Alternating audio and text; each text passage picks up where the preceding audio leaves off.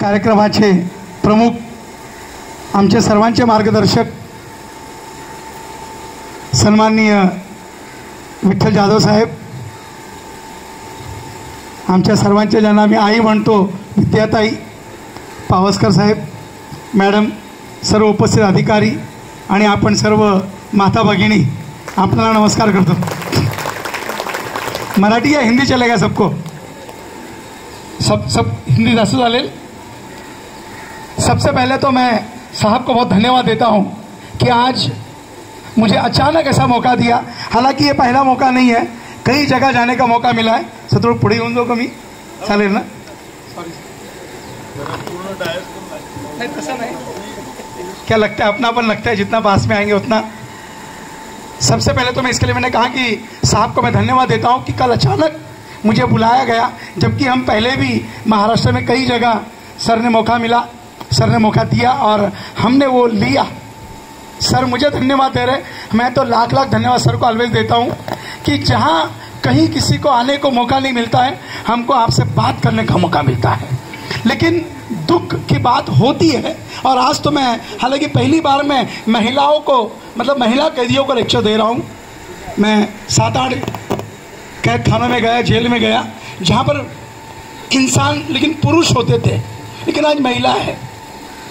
आज मेरी माँ इस दुनिया में नहीं रही, सही में उसकी याद आ रही है, लेकिन मुझे दुख भी हो रहा है और थोड़ा अफसोस भी हो रहा है। आप पे प्यार भी आ रहा है और आप पे गुस्सा भी आ रहा है। पता है प्यार क्यों आ रहा है? आपको यहाँ पर लाया गया और आप ऐसे बैठे हो। गुस्सा क्यों आ रहा है? आप यहाँ आए क्यों? आपने कुछ तो गलत किया, वो गुस्सा आ रहा है। जिस देश में महिला को माँ का दर्जा दिया जाता है, जिस देश में माँ को सबसे ऊंचा स्थान दिया जाता है, जिस देश में महिला को सबसे बड़ा दर्जा मानते हैं, उस महिला ने अपने जिंदगी में ऐसे गलती की कैसे?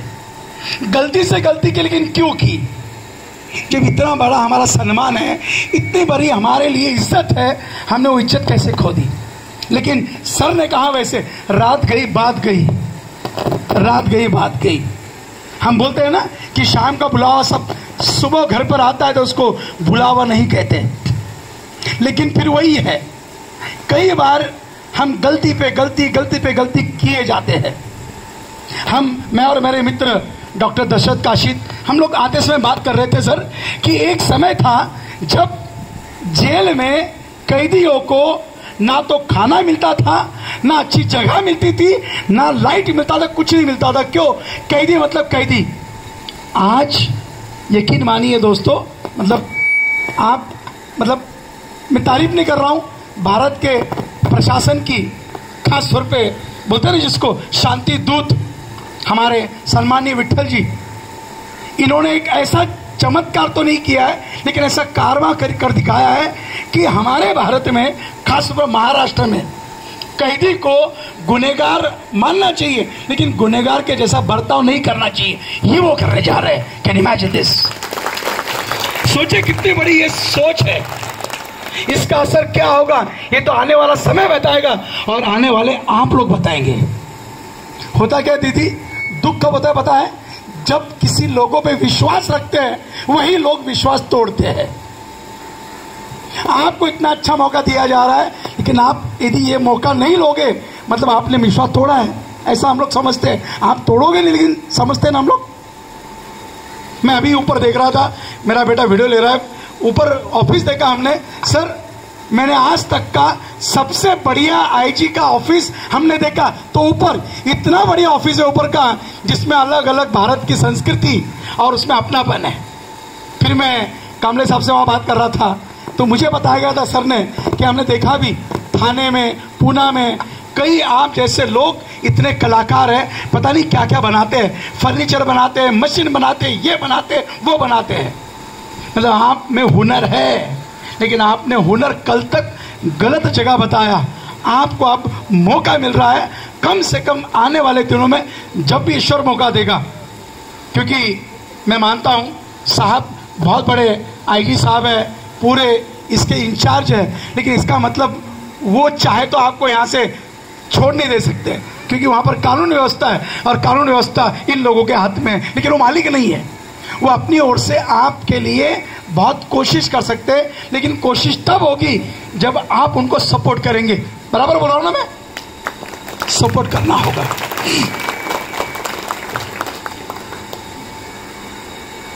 मुझे याद है मेरी माँ हरदम बोला करती थी, मतलब कई बार लोग आते थे मेरी माँ के पास, बैठते थे, अपना दुख दर्द बताते थे।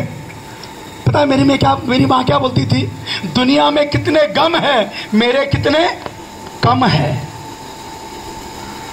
मैं मानता हूं आप यहां पर बैठे मतलब आप बहुत सुकून से नहीं है, दुखी नहीं होंगे, सुकून से नहीं होंगे। क्यों? आपका परिवार आपके पास नहीं है ना, सबसे बड़ा तकलीफ आपका ये है। लेकिन इसके बावजूद मैं आपको ही बोलूंगा, कम से कम आप खुशकिस्मत है कि ऐसे एरिया में है जहां पर आपको सारा मिल रहा है। सर ने कहा ना, रहने के लिए छत है, खाने के लिए खाना है, पानी के लिए पानी है पीने के लिए, और दवा वगैरह भी सब कुछ है। लेकिन कई लोगों को ये भी नसीब नहीं है, ये भी नसीब नहीं है।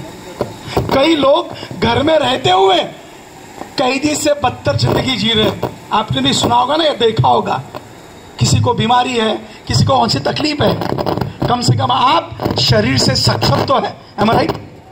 आपको समझ में आ रहा है मैं क्या बोल रहा हूँ? आप शरीर से अच्छे तो है ना, आपको दोनों हाथ है, दोनों पाँव है, आंखें है, दिमाग है, आप बोल सकते हो, खा सकते हो, पी सकते हो। कई लोगों को ये भी नसीब नहीं है। इसके लिए आप यहाँ आके खुश तो कोई नहीं होगा, सवाल ही नहीं, लेकिन दुखी नहीं होना।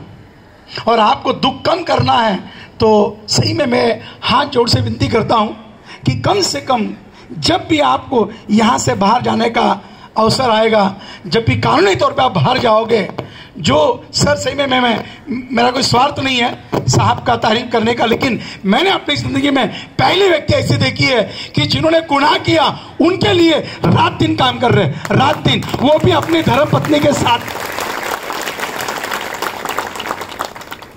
मैंने ऐसा कोई प्रोग्राम देखा नहीं कि जहां पर विट्ठल साहब है और विद्याताई नहीं है। क्या जरूरत है? मेडल तो मिलने वाला नहीं है, लेकिन एक दिली तमन्ना है। उनका नाम तो खैर पहले ही विट्ठल है, भगवान का नाम है, लेकिन उनकी शायद एक तमन्ना होगी, ऐसा मैं समझ रहा हूं कि उस परमात्मा के पास जाने के पहले मैं कुछ तो अच्छा काम करके जाऊं। सारे ही अच्छा करते हैं, इनको कुछ और ही अलग करना है। लेकिन मैं जहां जहां मुझे लेक्चर देने का मौका मिला आपके ऐसे एरिया में, जेल में, तब मैं हाथ जोड़ के विनती करता रहा हूं सबको, आपको भी कर रहा हूं। आप तो महिला है, आप में तो वो शक्ति है जो शायद हम पुरुषों में शायद नहीं है, लेकिन आपको ये मन बनाना होगा। पता है क्यों? आपके एक व्यक्ति के करने से शायद सर पूरा परिवार बदलेगा, पूरा परिवार। वो आपका भाई होगा या तो बेटा होगा, बाप होगा, पता नहीं जो भी होगा। कितने लोग तुम में से शादीशुदा है? हाथ ऊपर करेंगे। माय गॉड, हाथ नीचे करो। कितने, पूछू ना मैं सर, पूछ सकता हूं ना इनको मैं, कितने औरतों को बच्चे हैं? एक दो जो भी होंगे, हाथ नीचे करो। मेरी आपसे हाथ जोड़ के विनती है, आप बस उससे आपको थोड़ा डरना है और इनके लिए काम करना है, मत करो अपने लिए। और दूसरा, बच्चों के लिए तो सोचो यार, जिस बच्चे को आपने जन्म दिया, लड़का लड़की जो भी होगा, आपको अच्छा लगता है कि आप उसको छोड़कर यहां आ रहे हो? और नहीं अच्छा लगता है तो कम से कम अब तो ऐसा वादा करो अपने आप से, अपने आप से, हमसे करके मतलब नहीं है, हम कोई लिख के नहीं ले रहे, अपने आप से वादा करना है कि सर यस मैं मानती हूं मैंने कुछ गलती की, गुनाह नहीं किया, गलती की। लेकिन याद रखिए हर चीज की सजा तो होती है ना। जैसे सर ने कहा डब्बे वाले के, पता है दोस्तों, हम लोग, पता है, हम गलती करते ही नहीं। क्यों? हम गलती को गुनाह नहीं, हम गलती को पाप मानते, पाप। क्यों? गुनाह की तो सजा होती है, पाप की तो सजा भी नहीं है, पाप को तो सजा भी नहीं है। यहां कम से कम तुमको थोड़ी सजा देके करने का मौका मिल रहा है, लेकिन हम बोलते हैं नहीं सर, पाप करना मतलब बस खत्म, उसके अल्लाह के दरबार में, भगवान के दरबार में जाना है। और खास तौर पे जब महिला होती है तो सही में हम खून के आंसू नहीं रो रहे, लेकिन सही में रो नहीं पाएंगे आपके सामने, क्योंकि उतना सक्षम करके अपने आप को यहां लाते हैं। लेकिन बस एक ही है। और जैसे सर ने कहा ना कि जैसे आप शांत बैठे हो, कल बैठोगे, परसों बैठोगे, वैसे बैठना है। मैं ऊपर से सुन रहा था, यहाँ कौन बोल रहा था मुझे पता नहीं, कि 1 मिनट में कितनी तालियां बजा सकते हो। देखिए मतलब जेल में ऐसा एक्टिविटी हो सकता है। मैं बहुत बड़ा सैल्यूट करता हूं विट्ठल साहब को कि आपने ऐसी काम करने की प्रेरणा इन लोगों को थी जो दुनिया की नजर में गुनहगार है ना। आप तो दुनिया की नजर में आप नहीं होंगे, दुनिया की नजर में है ना। अब करे क्या? मैं मानता नहीं हूं जैसी करनी वैसी भरनी होगा, लेकिन मैंने कल किया होगा मैं वैसा भरूंगा जरूरी नहीं है। क्यों? मैं इतने शायद पाप किए होंगे, लेकिन मेरा दावा है मैं अपने आप से प्रण करूं तो मैं बोल सकता हूं सर मेरे तराजू में जितने पाप किए थे उससे ज्यादा ताकत मैं पुण्यों को करूंगा ताकि मेरा पाप कहीं छुप जाए। ये दावा है, ऐसा मैं कर सकता हूं।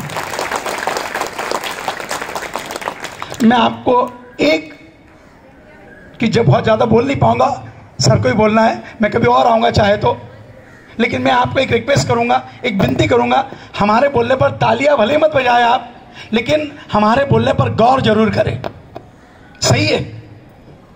आज सर के बारे में पास साहब कहा ना कि सारे काम छोड़कर, अपने कानूनी दांव पे छोड़कर बिल्कुल वैसे कैसे भाग कर आ गए।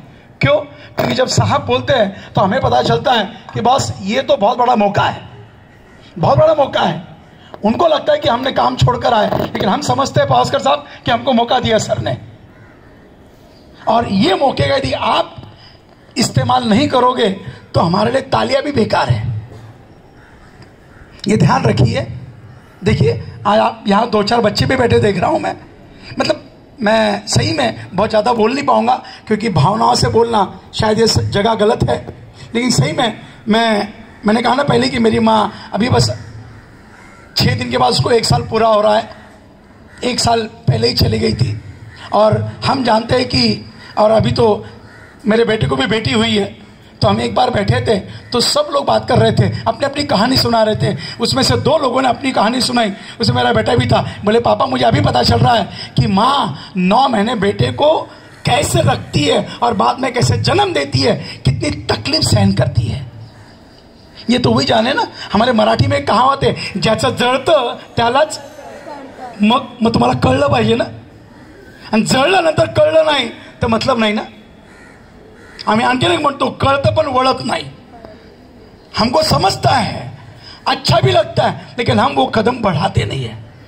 बस जाने से पहले फिर एक बार विनती करता हूं, क्योंकि विनती कर सकता हूं, मैं तो एक शिक्षक हूं, एक स्पीकर, वक्ता हूं। इनके पास यूनिफॉर्म है, बिल्कुल इनको तो बहुत कड़क रहना है, ये आपसे हाथ जोड़ के बात ही नहीं कर पाएंगे। मैं कर सकता हूं, शायद पावस्कर साहब कर सकते हैं, बाकी नहीं कर सकते। क्यों? इनका औहदा वो है, आपको डराते नहीं है ये, लेकिन इनका औहदा वो है कि आपको उनके अंदाज में आपसे बात करना है। तो आप बोलते हैं ना कभी पत्थर भी पिघलता है, हमारे अंदर ताकत चाहिए, हमारे अंदर वो फीलिंग चाहिए, भावना चाहिए। आप इनको यकीन दिलाओ, जितने भी दिन आपके बाकी यहाँ पर, कम से कम दिन बाकी होंगे, हम भी ऊपर वाले से ऑलवेज मतलब हरदम दुआ करते हैं कि हमारे लोगों को, हमारी बहनों को कम से कम सजा देकर जितने जल्दी हो सके बस उसके हाथ में और कानून के हाथ में जितना है वो निकल जाए, ताकि आने वाले दिन में आप अच्छे से गुजारे।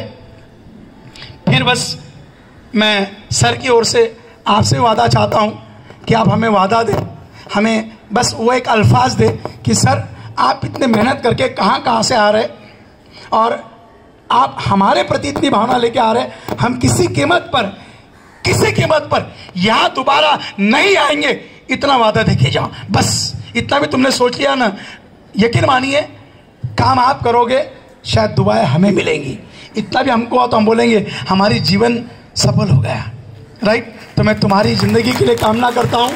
इन सारे ऑफिसरों को बहुत बहुत धन्यवाद देता हूँ, उनकी कारीगरी को सही में सलाम करता हूँ कि जहाँ पर डंडे लेके खड़े होते हैं वहाँ पर ये लोग देखो मोबाइल अपने अपने आप से खड़े हैं, हमारी फ़ोटो निकाल रहे, आपको इतना प्यार दे रहे, तो आपने इनको सपोर्ट देना है। बस यही अपने शब्दों को विराम करता हूँ और आपके लिए फिर दुआएं करता हूँ। जय हिंद, जय महाराष्ट्र। धन्यवाद।